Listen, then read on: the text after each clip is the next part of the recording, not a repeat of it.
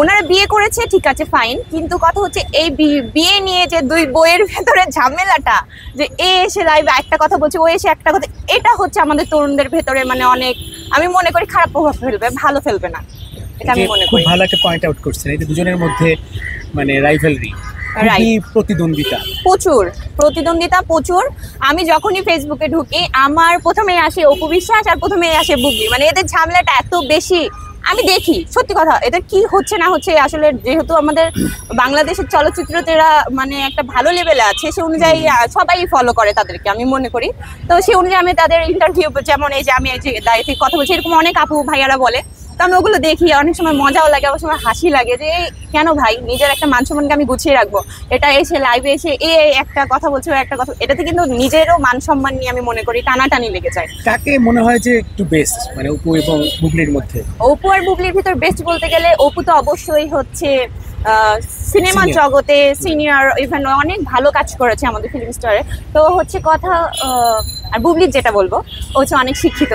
আমার মনে হয় যে ও কথাবার্তা কিন্তু অনেক সুন্দর বলে, গুছিয়ে বলে, আমার ভালো লাগে এটা, কারণ একটা শিক্ষিত মানুষের কথাবার্তার কিন্তু আর্ট থাকে, রাইট? এটা সবাই বুঝছেন।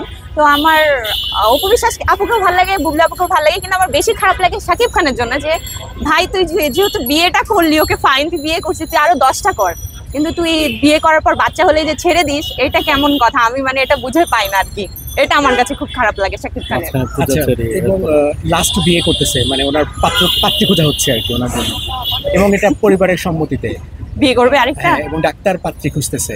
So doctor? What is your suggestion? Family থেকে জানিয়েছে। আচ্ছা, হ্যাঁ করুক, দাওয়াত দিবে, আমরাও যাবো, খাবো, আবার দুই বইয়ের ঝামেলা হবে, ওগুলোও দেখবো, করুক, সমস্যা নাই।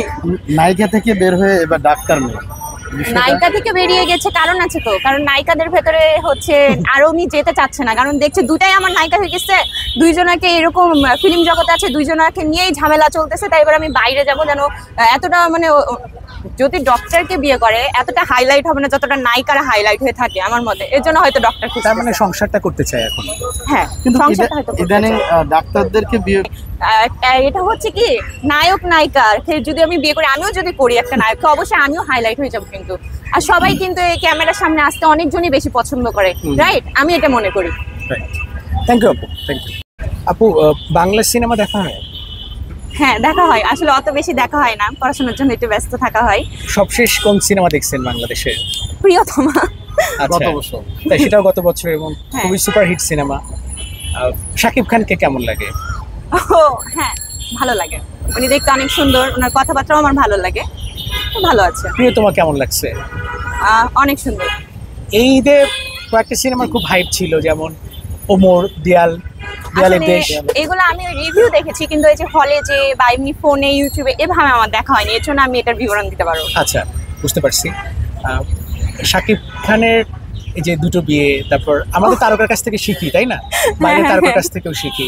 আমাদের এখানে অনেকেই আছে ইয়াং জেনারেশনের, সালমান, আমির, শাহরুখের ফ্যান আছে। Right right. সো এই যে মানে তারকারদের বিয়ে সংক্রান্ত, এগুলো কি ইম্প্যাক্ট ফেলে তরুণদের উপরে, বা ওই গ্রামের একটা ছেলে বা মেয়ের উপর কি ইম্প্যাক্ট ফেলে? আসলে এখন এটা কি বলবো, বিয়ের বিষয় যেটা শাকিব খানের দুইটা, বুবলি এবং হচ্ছে অপু বিশ্বাস আপু, যাই হোক, তো হচ্ছে এটা একান্তই পার্সোনাল বিষয় আমি মনে করি ওদের, যে বিয়ে ওনারা কয়টা করবে না করবে একান্তই পার্সোনাল বিষয়। আর এদিক দিয়ে দেখতে গেলে ওরা হচ্ছে সুপার হিট নায়ক নায়িকা বাংলাদেশের, আর শাকিব খান তো বাইরের দেশে অনেক মুভি করেছে, সো এটা ওর এখন একান্তই পার্সোনাল বিষয়। কিন্তু আমি মনে করি যে